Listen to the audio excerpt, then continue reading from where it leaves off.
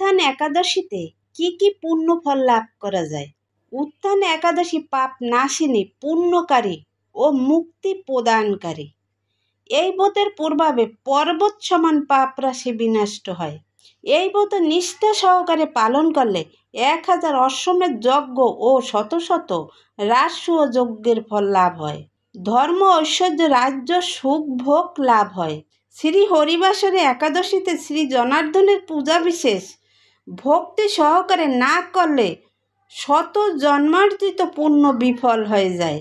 সমস্ত তীর্থ ভ্রমণ করলে যে পুণ্য হয়, উত্থান একাদশীতে শ্রীকৃষ্ণের পাদপদ্মে অর্ঘ্য অর্পণ করলে তার কোটি গুণ ফল লাভ হয়।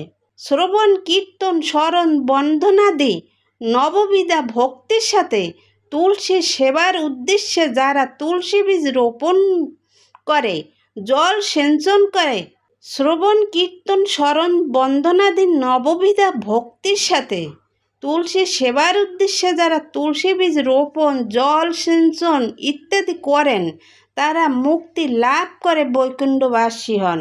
হরে কৃষ্ণ, রাধে রাধে।